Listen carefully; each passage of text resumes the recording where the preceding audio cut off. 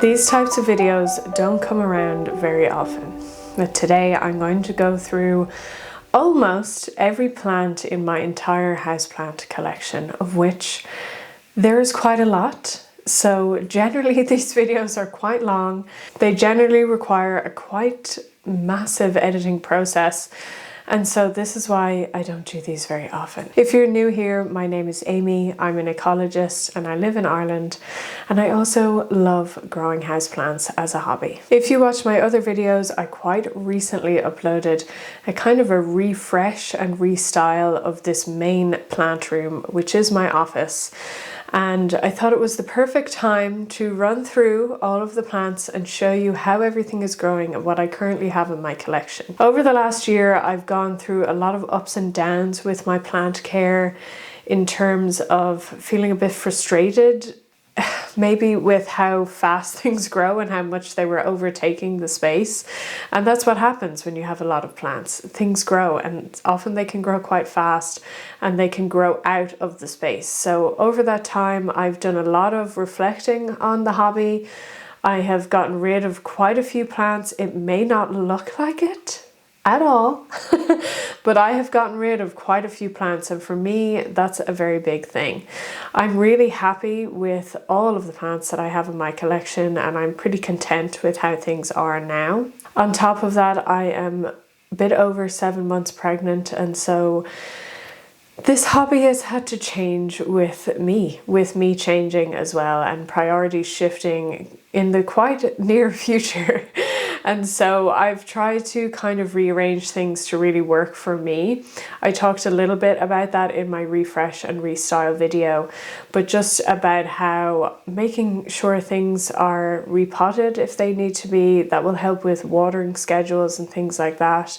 Just kind of rearranging the collection and doing some plant chores that will make caring for this collection a lot easier on me in the coming months. But yeah, this is it. So if you don't already know, or if you're new to the channel, I keep most of my houseplants in this room. As you can see, it's pretty full. This is also my office. As I said, I'm an ecologist. I work from home for half the week, and I also work from home doing YouTube for the other half of the week. So I'm in this room a lot. And what's in front of me right here, which you will see in other clips, are my desk. I'm obviously in my chair. I have monitors, laptops, iPads, all the stuff I need to do all my work, and obviously the beautiful side is always behind me. I do have quite a few plants now kind of scattered throughout the house, and I'll include clips probably at the end of the video just doing a quick run through of a few of those. I'm not going to show you everything, but some of my favorite ones that are dotted around the house so you can kind of see what I have in my collection. We're in the last few days of August, so it is really summer growth situation. Everything is bursting into life. I have stuff flowering, I have big leaves, I have a lot of new growth, and the plants have done really well. Now, as a bit of a background to this room, it is the warmest room that I have in my house. I do live in Ireland, and that is not normally a very warm place. However, for some reason, this side of the house and this orientation is really, really good for keeping this room the warmest of all in the house. It is generally between 20 and 30 degrees. Now, that is obviously a big range. In the summer, it's generally around 25 to 27 degrees, and on hotter days can get up to 30 or 32 degrees in here, which, yes, is very hot to be working in. That's degrees Celsius, of course. In the winter, it can drop to maybe 17 degrees Celsius, but that is pretty rare and wouldn't happen for extended periods of time. Humidity-wise, it's generally over 50% humidity in here. It can get higher, up towards 60, but it's not a super high humidity in terms of plant care in here. There is one very large window to this side of the room, and that is an east Is it east? Yes, an east facing window. So we get really good morning light in here. Not very strong evening light, but it is bright in here for pretty much the entire day. It's not, there are houses around, but they're not blocking any light into this room. I also have some grow lights. I have Sansi spotlights here, these three. And then I have a Spider Farmer SF1000 that I've had for years now and is genuinely the best, strongest light. Those are the two artificial lights I have in here. I do not run humidifiers. My plant care style is really quite minimal. I don't really go overboard with my plant care. I'm not someone who wants to, I love the look of the plants and I love spending time with my plants, but I don't want them to need me so much that it starts to stress me out, because we don't need any of that in our lives, because there's plenty of that already. So that is kind of how I approach it. I water when they need to be watered. I fertilize mostly throughout summer, but in a diluted way throughout winter as well. If you are new to the channel, I'm not someone who has a lot of rare plants, like in terms of what you're going to see here. Nothing is particularly rare or expensive. That's really not my style. I do like to allow my plants to grow in whatever way that they kind of want without it interfering too much. Obviously, if they're falling over and things like that, we need to fix that. But generally that's how I like to do things. I like to let the plants do their thing. I like to provide them with pretty good conditions and then see how they do.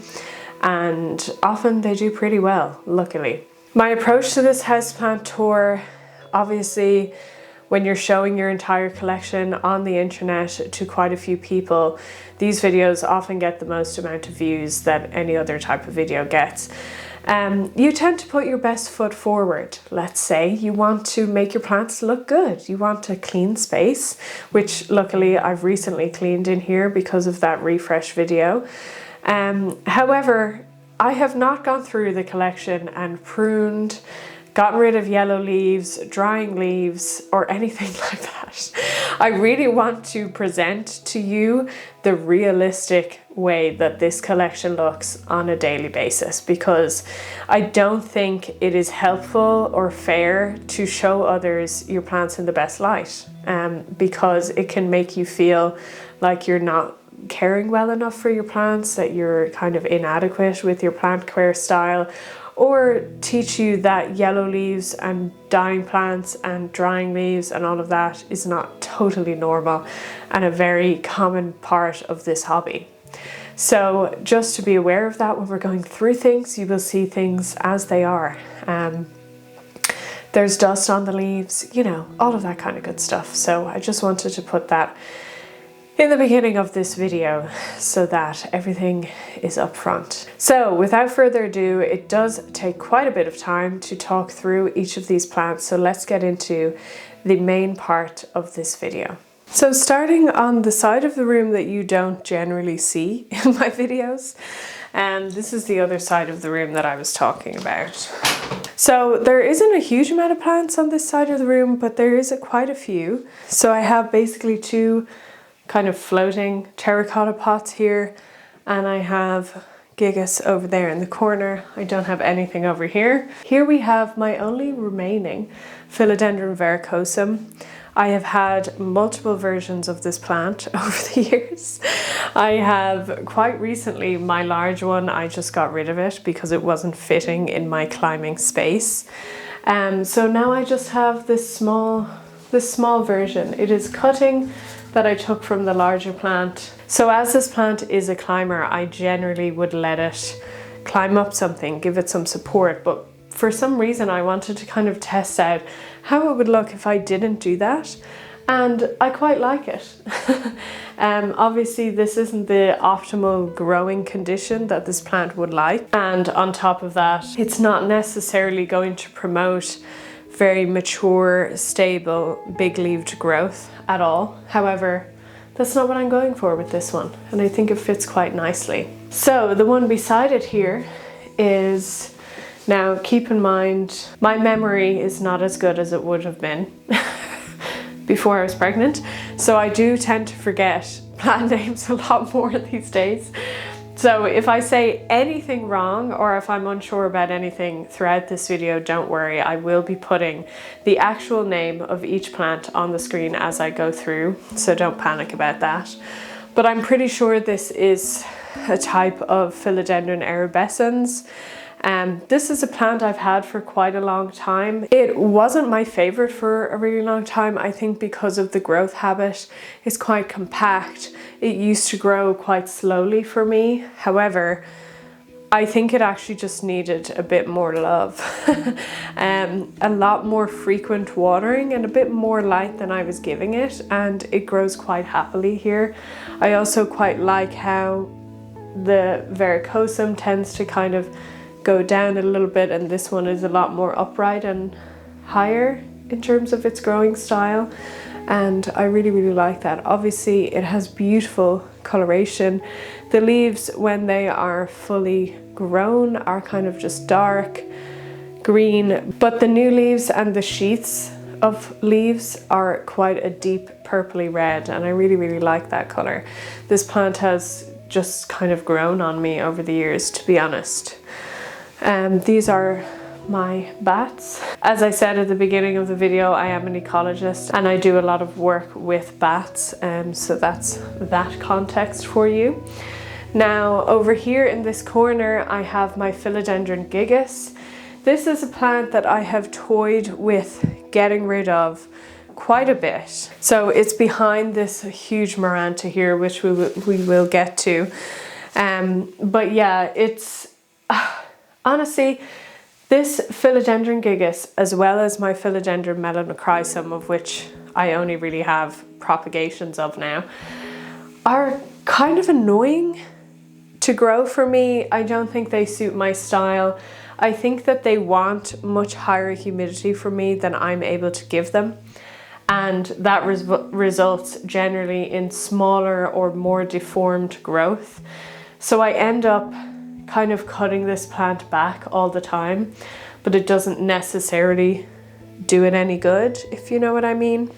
So yeah, but for now I quite like it in this corner, but I don't know about the future of this plant in my collection. I don't think it really fits well with me, which is unfortunate because, I mean, it is so beautiful.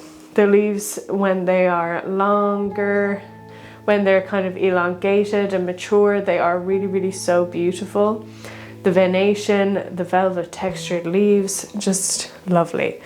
I do find that plants with velvety leaves prefer higher humidity, and that doesn't always work in here for me. Like I said, my plant care style is lazy. So I'm not going to be going out of my way to make this room super humid. So anyways, moving on, we have my Maranta leucanura fascinator. I believe that's the name of this. So this plant is not doing so great. You will see quite soon in close-up videos. But yeah, it's not doing so hot right now. Reasons for that is this was originally 2 separate plants, and I started to kind of care for this a lot more successfully, and it was growing really big and really fast. And one of the things that I was trying to do when I was trying to downsize the collection was not have loads of multiples of things, same like the verrucosum. They were both growing so well that I thought, why don't I just make it into one big plant and I can hang it and it will be really nice. However, it is in quite a big pot, and it was repotted like earlier this year, I believe, possibly, or maybe last year. It obviously needs uppotting again. So it dries out too fast. It grows too fast for me, basically. And it's already so massive that I'm not repotting it. I'm like, if I give it a bigger pot, it's going to grow even more successfully. I know these are really kind of the first world problems of the plant care world, but it would grow really fast, and then it would just kind of take over, and I'm not really here for that. So yeah, a little bit of neglect going on here. As you can see, quite a lot of the stems get affected, they get too dry, then I water and it starts some kind of a rot situation. And yeah, we have yellow leaves, certain strands just are dying off. I end up eventually just cutting them off and seeing what stays alive. But yeah, not a great one to be showing everyone, but that's the reality of it. Constantly flowering. It is, you know, it is also quite happy despite all of those negative things I just said. But the flowers are just always on the floor and fall on my laptop over here and everything. So, but I mean, it is such a common plant, but it is for a reason. Like, it is so beautiful. Like, look at those colors. It is easy with common plants when you see them a lot to get a little bit bored or not as fascinated with them, for the fascinator, lol, then you should be. And sometimes it's good to take a step back and think, no, actually you are so beautiful. So I don't really know what I'm going to do with this plant for the future, how it's going to fit. If I put it in a bigger pot, I'm not going to be able to fit it in this hanging thing. And there really is nowhere else for this to go because it's just too big. So this is a bit of an odd view. Obviously, lighting wise, it is impossible to show plants in front of a window without it being shit lighting. But I do want to show you how these are growing, so just bear with me. I will show close-ups of everything, of course. So here we have Hoya carnosa, Crimson Queen or Crimson Princess. I always mix these two up. I will put it on the screen which one it is. This is the one with the variegation on the outsides of the leaves. However, this one also has quite a few strands of just pure white leaves, and they stay that way actually. So this I have had for a very long time. It flowered for the first time for me last year, and yeah, it was absolutely breathtaking as a flower. I really love the Hoya carnosa flowers. Unfortunately for me, I find they don't flower as readily than my other Hoyas for some reason, but really beautiful flower. I will insert a clip of that if I can find it. This plant is a bit neglected at the moment. It is on my to-do list to repot this. It has fallen off this area quite a few times. This is the only part of the window that opens, and I open it quite often to let good airflow in here. And if it's really windy, it will fall off. It did get a bit of damage because of that. It has been in this pot for maybe 3 years, and I feel like there's no soil left in it. Big one on the list to help. I do have a pot for it and everything. It's just about getting the time. But we are nearing kind of the final list of plant chores that need to be done before the baby is here. So that is one of them. Hopefully it will still fit in this corner, because as you will see as we go on, there isn't a lot of other space to be playing with if plants don't fit where they already are. So yeah, but I've had this for years now, maybe about 4 years. I'm not too sure. I especially love the vines, the new vines that come in really pink. That peduncle of that flower last time is still here. Do not cut off your peduncles if you like Hoyas and you like them to flower. I do have a whole video on Hoya care tips, and a lot of that is to do with flowering. So if you're interested, I will link that in the description. It just flowered once and hasn't flowered again, but we will see. So up here we have kind of my higher light divas, my higher natural light. They could also work under the Spider Farmer light, but we don't put them there. So I have 2 of my Nepenthes here. They are in these big plastic pots that are quite wide, and they kind of have a reservoir underneath.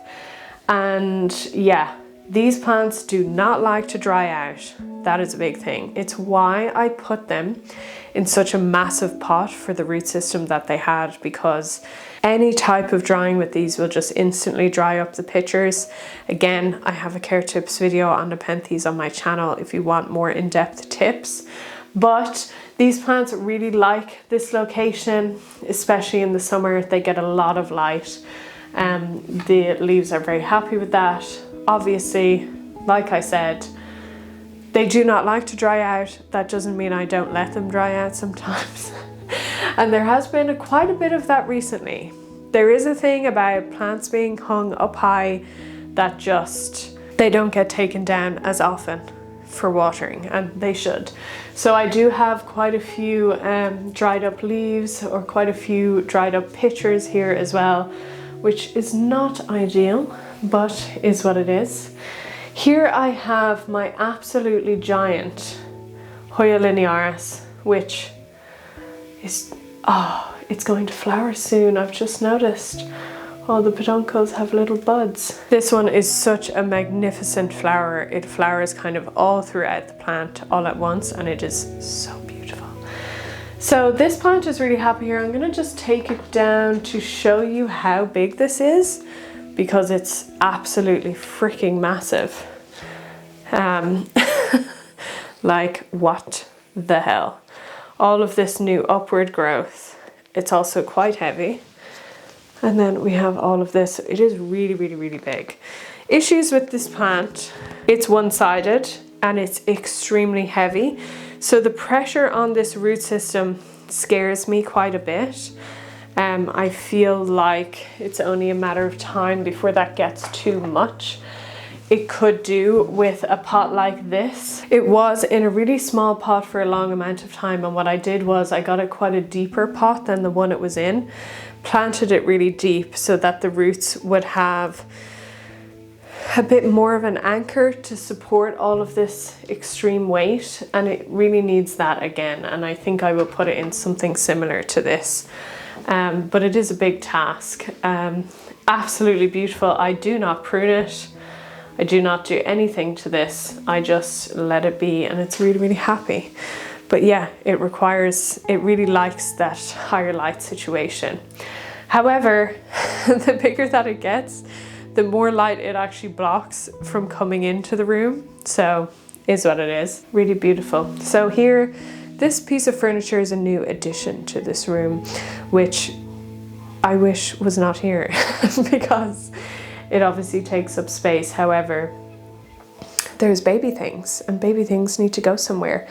And you know, it's such a massive privilege to have a one room that is mainly full of plants. Like, this room is just a blessing. We don't have a lot of other space to really play with in this house, so this has to go here. This is full of baby's clothes.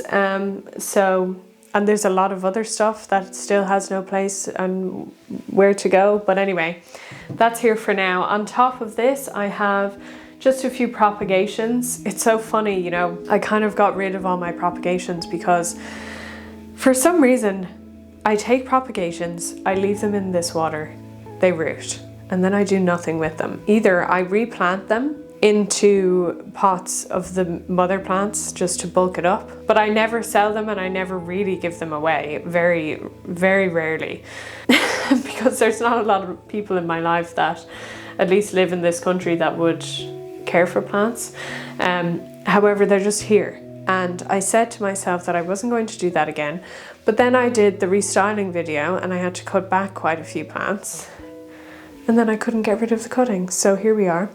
These are just here. I don't know what I'm going to do with them.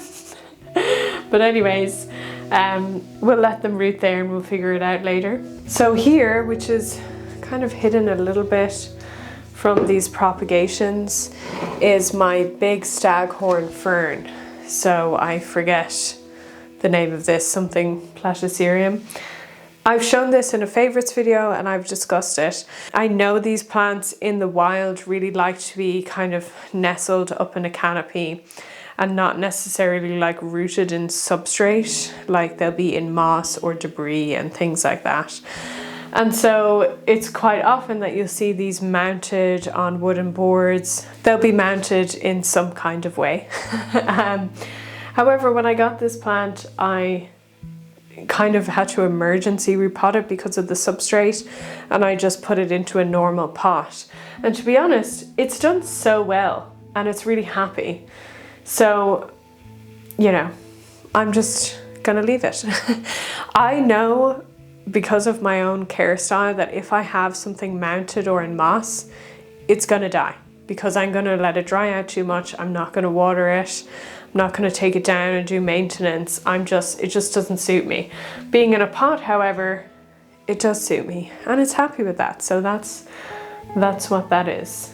So that is all the plants that are kind of on this half of the room and in the windowsill. Obviously the main stars of the show are on this half of the room, so let's move on to those. Right, so this beautiful corner, which these plants cannot fit in the frame, neither can I apparently. We have 3 main plants in this corner. This was a big area I changed in the recent restyling video. I used to have another shelf here that was quite low and an additional light and all of that stuff, but it just wasn't really that practical for me to continue using it that way because I have so many giant philodendron now and they need a large amount of space. So anyway, down here, which you kind of can't fully see in the video, there will be close-ups of everything. This is my Begonia Linda Dawn. It is such a beautiful begonia. It's a cane begonia. I got this as a very small cutting from a lovely lady in Ireland, and I've grown it to be this big plant now, and it's one of those ones that I really, really love, but grows a little bit too fast and is not very convenient for that reason. However, I really love my kind of gothic looking begonias, and it is just so beautiful. I mean, the red color is breathtaking. Even when the leaves darken, they're so beautiful, and it's also really, really easy to care for, like super, super easy. To be honest, most cane begonias are very easy to care for, unless you get into kind of the rarer types that need higher humidity, but this one's very happy. I have it in quite a tall pot because I think that helps with support and everything. So yeah, it doesn't fit super well in this corner, but it is what it is. I will say that the bottom half of this corner is a little bit too dark for me because of all of these wonderful leaves. They're actually blocking a lot of light into that corner, and now we have this dresser as well. So I'm looking to get a second Sansi spotlight to kind of just highlight that area a little bit more, because I'm worried that leaves down below will actually start to die off if they're not serving much of a purpose in there. So two big stars of the show over here. We have in this corner we have my philodendron squamiferum, which is so beautiful. That me and this plant had a bit of a, I don't know, we didn't get on for quite a long time. I think I didn't understand the care as much. I let it dry out way too much and it kind of frustrated me. But once I kind of got the hang of, to be honest, most of my bigger philodendron, watering much more frequently, treating them more like a rainforest type plant, it's grown really, really well, almost too well. And obviously look at these petioles, like they are the coolest things ever. If you've ever heard of philodendron serpens, well, I mean, you've probably heard of squamiferum before that, but I would love one of those as well. But to be honest, they're really quite similar, and the leaves are quite big and happy. Like I said, however, a lot of these leaves, the leaves of this plant, are down below, and I am concerned about them not getting a lot of light. I think it's blocked, like I said, by the dresser, but also by the Hoya linearis here. I have quite recently discovered these stakes that I'm liking to use for my big philodendron, as you'll see, and they've worked really, really well. However, moving on to the next beauty is philodendron pedatum, my kind of biggest philodendron now, I guess. Grew a little bit too fast. I gave it the pull and then it almost grew too fast that I had to cut it. However, it is now about to flower. I think it either opened last night or will open tonight, which is very exciting. So I'll show you that. But this plant I've had for years. I even unboxed originally getting this plant on my channel when I first started about 4 years ago. And it was a small 2-3 leaf philodendron, so just to show you what you can achieve. However, I will say that it's probably only in the last 2 years that this plant has grown really successfully. It took me a long time, like I said, to figure out how to care for it. So it's not necessarily 4 years of growth, and it has been cut quite a few times. But yeah, it is truly one of my pride and joys. I love the petioles. It has a lot of extrafloral nectaries, which are those sticky little droplets you can get on philodendron. If you're interested to figure out what they mean scientifically and all of that, I do have a plant basics video all about extrafloral nectaries. But yeah, the shape of these leaves are just some of my favorites, like really, really, really beautiful. But yeah, one of my faves for sure. And I think it will be quite happy here. Now, what am I going to do when it reaches the ceiling? I really do not know. I'm really very unsure. But that's for another day. So it is quite hard to show you the top half of this room, as you can see, but I've done my best. So there's quite a bit going on up here. The first thing, starting at the top, is I have kind of this branch that is hanging from the ceiling, and up there I have a couple of air plants that, to be honest, are essentially dead at this point. Remember I said about taking things down to water them, especially if they don't have a substrate? Not my style. However, I still think they look nice, even dead, unfortunately. So I have Tillandsia usnioides, I have Tillandsia harrisii and Tillandsia medusae, I believe. I will put them on the screen to confirm, but I think that's all I have up there. Then I have my Epipremnum Aureum Marble Queen, half kind of growing up there, but we'll follow her in a moment because she is kind of all over this room and is also that plant on the ceiling, all from the same pot. So we will go through that. Let's go through the other plants first. Here we have just your regular, Hoya carnosa, which is still one of my favorite Hoyas. This particular plant has never flowered for me, but we don't give up hope. It does grow very, very happily, however, and has had a lot of active growth. Still no peduncles that I can see. Yeah, I've also had this plant for about as long as the other Hoya carnosa Crimson Queen or Princess or whatever one it is. This one I did repot and I did take care of a little bit more, and so it's a lot more of a successful grower. It's also a little bit faster because the leaves are green, of course, but really enjoy that beauty. Beside that, here we have a pretty new addition to my collection, but is actively growing in a really kind of beautiful way. And that is Anthurium vitarifolium. I've wanted this plant for a really, really long time. I absolutely adore the growth habit of this. The kind of long, strappy leaves that are really thick and juicy and leathery.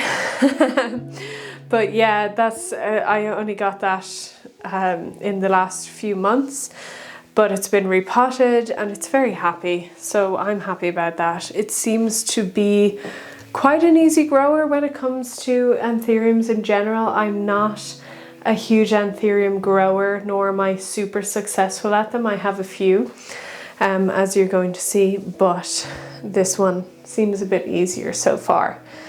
In the back here, we have a very kind of up and down looking Begonia luxurians here, a plant that I have almost gotten rid of countless times. Countless. Remember when I said that I was a very lazy plant grower? Well, this plant does not do lazy. She does not like to dry out. She's very dramatic. However, there's just something about this plant that I love and I simply can't get rid of it. So I'm okay with it looking a little bit shit from time to time. It has been repotted pretty recently to kind of help with the drying out. So I'm waiting for it to adjust a little bit to that, before it starts looking a little bit better. But yes, we have some crisping going on. We have bare stalks down below, but this plant has almost died and recovered. I couldn't even tell you how many times, so I am expecting it to be absolutely fine. Next we have, I'm forgetting the species name, but it's an asparagus fern, and it is really beautiful. This is not something I generally have in my collection, asparagus ferns or ferns in general, but I really love the growth habit of this. I think that it is just beautiful. I love kind of the thicker, juicier leaves. I love the way it takes up space. It's quite bushy, and in my experience so far has been quite easy to care for, like not fussy whatsoever.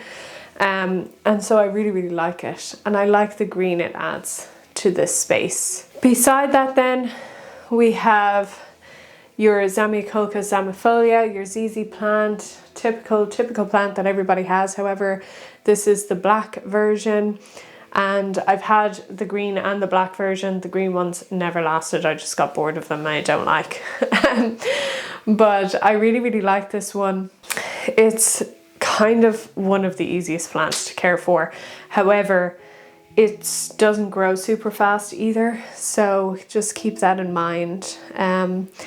It grows pretty slowly, even with really good conditions, but it is just absolutely gorgeous. I mean, I love this plant. When it gets new growth, it comes out green and it slowly turns black, which is a bit spooky, and I like that. But I've had that plant for almost 4 years now as well. It was one of the first that I got. In the front here we have Hoya David Kamingii. This was my first ever Hoya to flower for me. I have quite an old video of it on my channel. It has almost non-stop flowered since then, all through winter, all through summer. Flowers have quite a sweet, almost maybe caramelly smell. Yeah, kind of a sweet, sticky caramel. But because it's always flowering, there are just constantly dead flowers on the floor underneath this plant. So you could hoover in here every day if you wanted to, but what is the point? I have had quite a few strands on this recently look like they're a little bit dehydrated, which could be an indication of some rot. Either I will cut off those strands or something, but it may want a repot. I'm not quite sure yet. But this is one I definitely need to take a look at. However, it is really happy.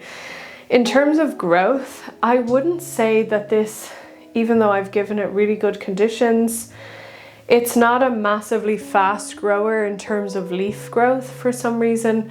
It has stayed bushy, but I bought this plant quite mature, so don't be under any illusion there. It doesn't grow leaf type material very fast. It seems to, maybe that's because it's spending most of its energy on flowering all the time. It is one I've had for a long time and one that I really enjoy. There are some quite water spots there, but it's beautiful. A plant which is going to be impossible to show you fully, but we'll follow it with the camera. That is really kind of the main feature of this room, I would say, is in this giant pot here. It's hard to even show how big that is, but let me move this. See, it's a massive pot. So this is my Epipremnum Marble Queen. Like I said, it has multiple strands that honestly, once I started to really let this grow out of control, it took on like a whole life of its own, as you will see. So we have one strand growing up here on the branch. We have 1, 2, 3, 4 strands growing downwards here. One of them ends quite quickly here and has been pruned quite recently. And then we have 4 strands growing downwards. Now all of these strands are now, we used to have one growing across here, but that was like reaching the window and growing a bit crazy. That's the one I cut over here. And then we have them basically going down to the ground. There's almost no leaves down there. And then they're growing up this cork wall. So I do have videos on this cork wall about me putting it up and updates.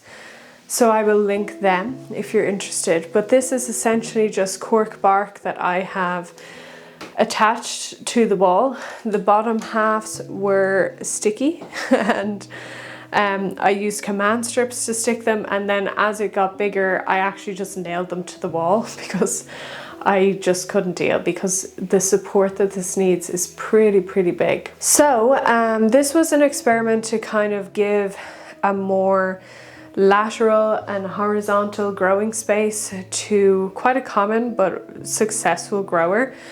There is a reason this plant is invasive in many parts of the world.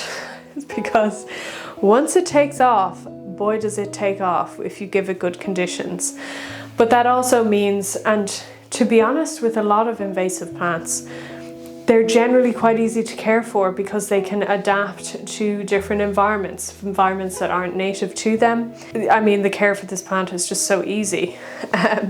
I just literally water it when it gets dry and fertilize it every now and again. But yeah, it's definitely my most successful climber in terms of like massive leaves. You're gonna see how big they are, but what I will say is that you can't even show how big they are on camera. It just doesn't really work. So yeah, so it's reached the ceiling. I kind of didn't do anything about that. I thought I would just see what it decides to do. And it has kind of gone sideways. I'm really hoping that it doesn't totally ruin the wall in this thing because we are in rented accommodation. However, I'm just kind of thinking, oh, just let it do its thing. It'll be fine. I will just sand it and paint it before we leave.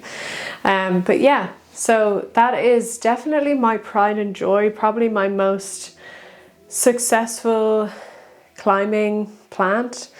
That is, yeah, it makes me really proud of this one. I know it's a common plant, but this is just to show you that like this plant I probably bought in a 3 centimeter pot with a couple of leaves for maybe €4 about 4 years ago. And this is what it can turn into. Again, 4 years ago, I was pretty new to caring for plants. I wouldn't say that this plant was very successful until about 2 years after that. So there's a lot that you can do with common plants if you give them the right conditions and let them do their thing. They're so beautiful. Like, I wouldn't want anybody to put this plant down. It is just gorgeous, gorgeous, gorgeous. So I don't really know what it's going to do in this room, but we'll let it decide. All right, so this is kind of the main shelf underneath the Spider Farmer SF1000 grow light, which is my strongest grow light. It does have a dimmer. I can put it up full there, but it turns the camera a bit weird, so we'll keep it down. But yeah, it is quite a strong light. So I put kind of my highest light loving plants, or plants that need a little bit of help, on this shelf. So in this corner here, which you can't fully see behind this Hoya, is my Hibiscus Rosa Sinensis Snow Queen. I did a video quite recently on doing a huge prune of this plant, which I would do maybe twice a year. So it is looking smaller than it normally does, but it's still a very beautiful plant, but requires, obviously because of loads of white in the leaves, which doesn't contain chlorophyll and therefore cannot make food, it really needs a lot of light. But this plant has to stay on this shelf. I really think that that is the key to caring for it, to be honest. A little bit difficult to show you this shelf, but we'll include close-ups. So beside the hibiscus, I've recorded another video on this. I dismantled a terrarium that I had downstairs, and I kept a few of those plants and wanted to see how they would do in this situation now. I don't necessarily think these will be successful, but they're here for now to give them the best chance. We have some sundews and some ferns here.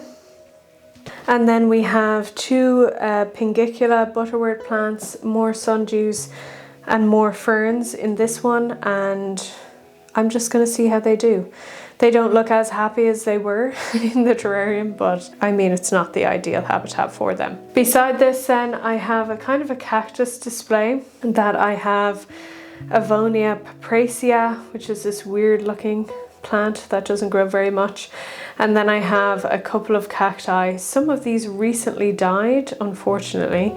I'm not really quite sure why, but these are the ones left that I grew from seed. Does it say when? Years ago.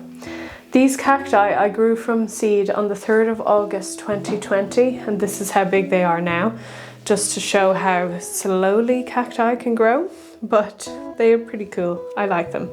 I've forgotten the name of this. Is this Hoya Mathilde? But this is very recent. And silver squill, which I also forget the scientific name of. These two desperately need to be repotted. They are next up in line. Their pots are way too small and I'm having to water them, bottom water them quite often. But yeah, these are here to, I think they probably will stay here because they're quite small and they'll be happy with this level of light. But yeah, this one definitely requires highlight at least. Beside this then, I have a Dischidia, can't remember which one. It will be on the screen. This one is my one and only Dischidia. I know Dischidia can be quite closely related to Hoya in terms of care and all of that. I've had this for quite a while, but I've only recently repotted it. It has given me some new growth since then that is quite pink. Seems to be reacting to the highlight. In general, it wasn't really growing that much for me. However, this is a plant that I think needs a little bit of time to settle into the environment, so I'm gonna just give it time. But I really like the leaf texture of this. I like the color. I think it is quite beautiful and I would like it to grow bigger and grow longer. Behind this then, I have a Philodendron White Princess. Is it an arabescens? I'm not quite sure. It's obviously a cultivar of some kind that used to be on the shelf that I removed from that other corner and has had highlight for quite a long time. However, it seems to be happier in this situation. I also see it more often, so I keep up probably quite more regularly with the watering needs of this one. I think it's quite happy with this location as well. Like this newest leaf is bigger and has higher variegation. I mean, look at that, it's so beautiful. I absolutely love that, and it seems to be growing a bit faster, so that would be really cool. But so far it's been a lot more of a slower grower than my other philodendron, probably because it's variegated. Beside that then, we have the Hoya Bella, who has recently been repotted, and in my experience it never enjoys that. It never enjoys that type of change, and it always kind of struggles for a bit. So you will see some of the newer leaves have yellowed. I think that is just a reaction to the repotting, not something I'm overly concerned with. However, I'm just going to keep a really close eye on my watering schedule for this one because it's a Hoya that doesn't like to dry out very much and probably needs more frequent watering than most of my other Hoyas. However, there is a fine balance there. So when you have new substrate or new pot, you just need to be cautious about finding that balance again. This Hoya does flower for me pretty regularly, really beautiful flowers that are kind of all white and have a pink center. I don't think any are flowering right now, no. But if I find a picture, I will share it. And then finally, we have Hoya rotundiflora, which has flowered for me only very recently in the last few months, although I've had this plant for maybe close to 3 years now, at least 2 years. And I really love this Hoya. I mean, it's not often that you get a plant with quite rectangular leaves. And I just think it's a really cool species. The flowers are really beautiful as well. Just flowered once and fell off, hasn't reflowered. The peduncle is still there, but we will see what happens. But yeah, that is that shelf. A lot of these plants are smaller as well. All right, we are on the lowest shelf here now. So a lot of the light from up here is blocked through that middle shelf. So, but it does get some light from the window as well. So here we have my Anthurium clarinervium, one of the few anthuriums I have, like I said. It just put out a new leaf, which is kind of getting a little bit restricted here. It's not fully hardened off or grown yet, but it is such a beautiful plant. Like, It's really hard to show you in this cramped space, but it is truly so beautiful. Heart-shaped leaves, velvet texture, amazing venation. This is the plant. So it has 1, 2, 3, 4 and a new 5th leaf. And yeah, I am having issues with this pot with mold a little bit. I'm just having to watch that. Increase airflow. We have a fan here that I run a couple of times a week, and I open the window fairly regularly in here, but yeah, we're having a bit of mold, which is not great. I think that this pot was originally outside and I brought it in. But yeah, I've had this plant for a couple of years now. It's a very slow grower. It doesn't grow that much. And I also didn't care for it very successfully. It was kind of stagnant in its growth until I figured out that it wanted more water from me. So more frequent watering anyway. But yeah, since then it's been pretty happy. It is a bit too tall for this space. However, I don't really have anywhere else it can go, which is a bit annoying. Down here then we have Rhaphidophora decursiva. I've had so many versions of this plant. I used to have a very big version, then I kind of cut it back. It's not something I love the growth habit of. These were cuttings that I just couldn't part with. As we know, is a common theme with me. This middle leaf is yellowing. So I just potted them up here and they're already kind of growing out of the soil. But yeah, long-term wise, this plant's growth habit has never been a favorite of mine. So I'm just kind of having it for now. We'll see how it does. Back here then, behind this, we have Hoya polynora, a kind of a love-hate Hoya with me. To be honest, it's just balanced on top of this pot here.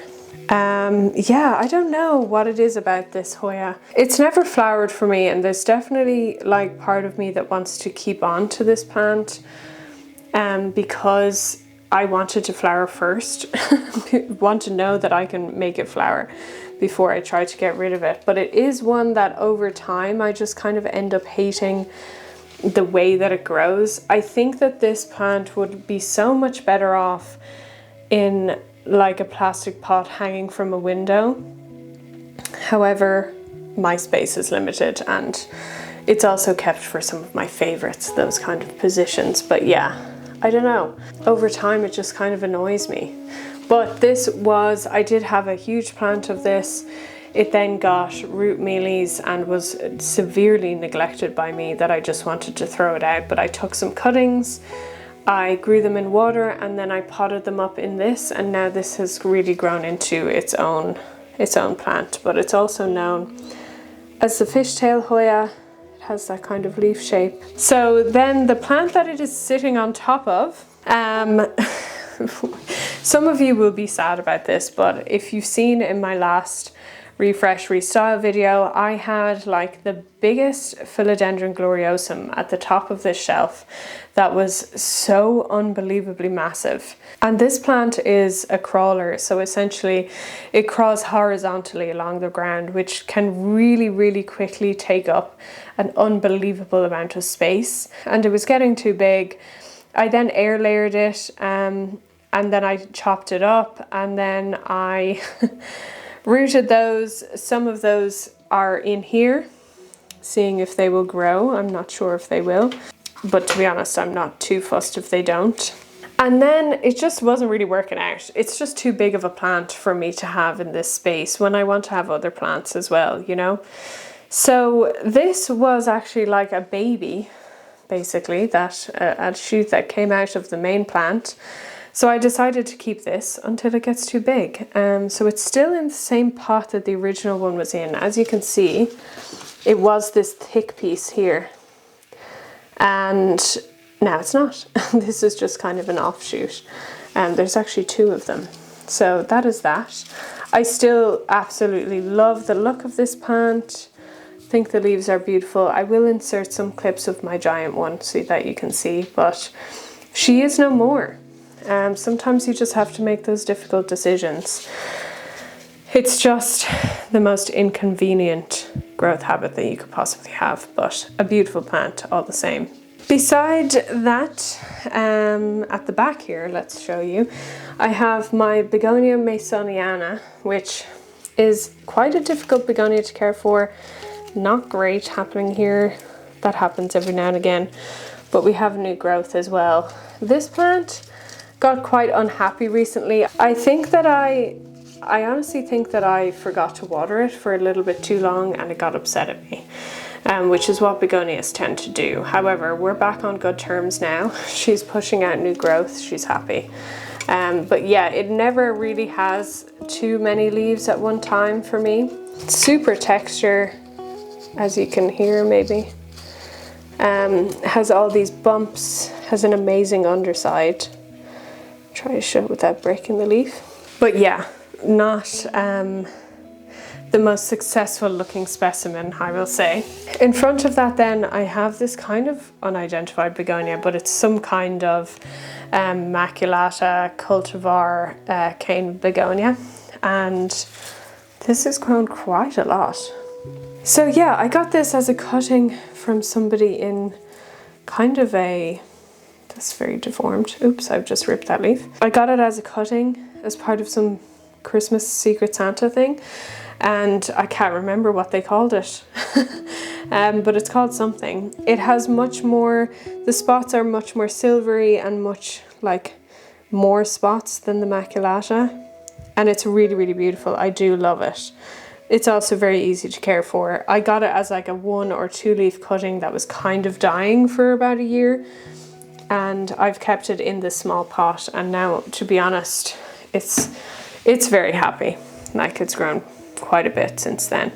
Could do with staking up maybe to direct it a bit. While we're down here, and before we get to kind of the final section of this room, which is over there, I do have a prop box here that I don't even know where these are planning to go to, but let me show you, look inside. It's quite overcrowded. It is its own ecosystem, incredibly. There's so many springtails in here. It's just leca with some water. Can you see the springtails? Let me zoom in. Yeah, you can. Look at them all.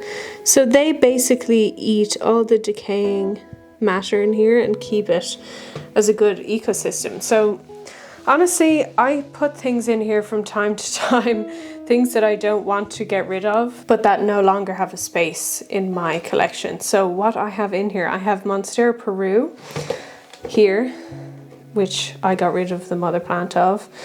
I have Philodendron melanochrysum, I have Hoya polynora, I have some Philodendron tortum there. I have, these are Rhaphidophora decursiva before their mature leaves.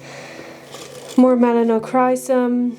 I have a Hoya, what's that called again? The triangular one here, I can't remember. I'll put it on the screen. What else? Just various bits and pieces. I just kind of love that it's its own ecosystem. I've had this prop box for maybe, I don't know, probably close to 2 years, but I do nothing with it. I don't even water it. It just has a bit of water, it has high humidity, and it's really good for propagating. And it's quite a useful thing to have that ecosystem there. I've tried to use the springtails in this to seed in my new large terrarium. If you didn't see, I redid this huge turtle tank that I had, and my turtle passed away unfortunately, so I kind of repurposed it as this massive terrarium. I'll link the videos in the description if you're interested, but yeah, I don't quite know if seeding them with these springtails actually worked though. So in the corner here, which is quite inconspicuous and not very obviously seen, is my Philodendron tortum. So I've had this plant for quite a long time. It has these kind of fern-like leaves. It's quite of a different growth habit to most of the philodendron that you probably know, but I really, really like the way that it looks. Let me move that out of the way. So in here we just have various cuttings. So I have grown this plant quite tall before, and it's starting to go that way now. But I honestly prefer the look of this plant when it's quite bushy instead of growing really tall and climbing. So I really like how it looks with all the different cuttings in it. I think I think it just looks really cool. The way that the leaves unfurl is amazing as well. Each segment kind of unfurls itself. But yeah, that is her. Pretty easy to take care of. Just regular watering, to be honest. Don't let it dry out too much. But it's a beauty. So that's her there in that corner. Pretty happy there. Here then we have my Rhaphidophora foraminifera, which to be honest is probably one of my favorites plants in my collection. It can look maybe a little bit boring to some, but I really like it. Yes, the leaves are quite plain. There's no velvety going on. As you can see under the light, that underneath it can be quite sparkly. I don't know if that shows up on camera or not. Doesn't seem to be, but it's a little bit sparkly. And yeah, I mean, it does have a midrib and these kind of textures, but in general, it's a pretty plain green leaf. However, it does get fenestrations, which is what makes me excited for it as well. I have quite a few leaves with them now. This one has 3. And the mature version of this plant is absolutely breathtaking. I encourage you to look it up on Google. Go get your phone. If you're not watching this on your phone, go look it up because it is really, really gorgeous. And I would love to grow this plant big. So it is a climber, but I do cut it back quite a bit. Let's look at the main structure of this plant. So it's in this little pot and this is how it grows. The kind of sheaths get all dry and I just leave them there, honestly. So that is kind of the growth habit. It was cut fairly recently because it can send out these shoots, right, that are not very helpful. And it used to be much bigger, but tends to get a little bit out of control when that starts happening. And I find that cutting it back helps it to just stay a bit more compact. And it still does get mature leaves and get fenestrations that way. As you can see, there's new growth here as well. But yeah, I will probably cut this off, to be fair. But that is her. I mean, I just think they're so cool. And not one I see very often in people's collection, which to be honest is a rare thing for me to say, because if you haven't already noticed, a lot of my plants are very, very common. So next to this here, we have a very sentimental and important plant in my collection. It's probably been in my care for a year and a half, maybe a bit less. And that is, it's a Ficus benjamina. It has kind of 2 main strands. One is variegated here, and one is not variegated, I mean, is just green, and then one is variegated down here. I think it's called Starlight is the cultivar name. But this plant was actually my grandmother's plant, and it used to sit at the top of her stairs, and I just, every time I was in that house, I looked at this plant from when I was a kid. And you know, all fairness to my nana, it wasn't cared for very well, but for some reason refused to die. Was in probably the same pot for about 25 years and either never watered for like really long periods of time or like overwatered and sitting in water. I really don't know how it survived, because my experience of ficus in general has been that they're quite fussy, so I find that quite hilarious. In my care, I was really afraid, honestly, of killing this because it would just be awful if I did. So let's pull it out a little bit so you can see the main situation. So yeah, it has these few bits. So when I first took it on, I left it in that horrible pot and almost no substrate for close to a year because I was really afraid of it adjusting. And I waited and I waited and I waited, and then I repotted it. And since that, and since, you know, bringing it close to really good lighting by Sansi, it has shot out loads of new growth, especially on the green sides, which grows a lot faster than the variegated. Like all of this is new, this is new. There's a lot of new leaves. It's really, really quite gorgeous. And I kind of like how it's like a tree, you know, it's a bit spindly, it's not overly managed. It will need to be, obviously, as it takes over, but I'm really happy that I've been able to care for it this far. And of course, like, look at those leaves. They're really, really gorgeous. So that is her. Let's put her back. And then the final one for the floor is this one here. It's my Philodendron Atabapoense X Beatia hybrid. So if you've heard of the Atabapoense, it generally has quite purple back and all of that. That's the leaf shape. And then Beatia has a very similar leaf shape, but has a bit more of an orange petiole and an orange back. So this is kind of a mix between the two. To be honest, both of those species can be quite expensive to buy, but I find that the hybrid was not, which is why I then picked it up. I am so stubborn and refuse to spend a lot of money on plants because it seems mad to me.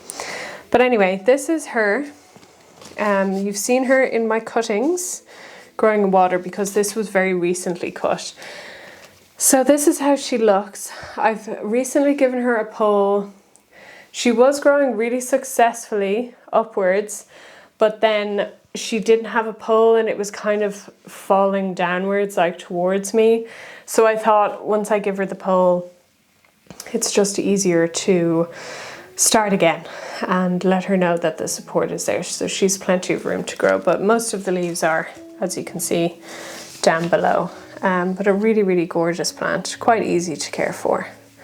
And I hope to grow big and strong like my other philodendrons like pedatum and stuff. So I will probably pot up those water rooted cuttings into the same pot to get that kind of effect. But yeah. And then in the back here, which I will show you the bottom of before I stand up. Standing up these days is a bit of an excursion. Is my Philodendron Species Affinity Sagittifolium. So species affinity essentially just means that I don't exactly know what species this is, but it's quite close to a Sagittifolium. So that's what we're going to call it. If you are subscribed to my channel and you followed me for quite a while, you know all about the story of this beautiful, beautiful plant. So picked up as a cutting from a much larger plant in Italy in 2020 when we got married. And have grown it to be this beast, basically. Never been propagated. Was propagated in water first, obviously as the first cutting, but since potting up, have just let it do its thing. The leaves are absolutely massive. Over 40 centimeters now at this stage. That's the newest leaf. And as you can see, all of these aerial roots, desperately searching for horizontal features on which to grow on, but it does not have any. But it's still really happy. Look at those beautiful pink new aerial roots, and a new leaf coming, as always. Has reached the top of the pole, which is, I have no idea what I'm going to do about that, but I have to decide soon because it's up there. It's already up there. But another plant that I don't know what I would do when it reaches the ceiling, but I don't want to think about it. I have quite a few videos on this on my channel, which I'll link in the description, all about the story and its journey and different updates. If I was to pick one plant in my collection, which would be very difficult, that I could keep, it would be this. It truly would be. It is one of my favorites. Look at all these beautiful leaves. They're big and leathery. So the final plant in this room, guys, we have made it, is my Philodendron hederaceum. So your heartleaf philodendron. I've just now realized that in my last watering session I forgot to water this as per usual because it's hanging up. I forgot that it existed. So as you can see, there is a small bit of yellowing happening. The leaves are floppy. Some of them are curling. Where's a curling leaf? Yeah. Indicating that it's thirsty and I should have watered it. This was growing down to the floor and I have various hooks, as you can see, that actually is beautiful and you can hang it up. But being pregnant, I'm just too lazy to do that. So we'll do it another time. But she needs to be watered. Very common plant, but look how beautiful it can be if you just let it be and let it grow. It is in a terracotta pot hanging on the wall. But yeah, that is it. That is the final plant in this room. Can you believe it?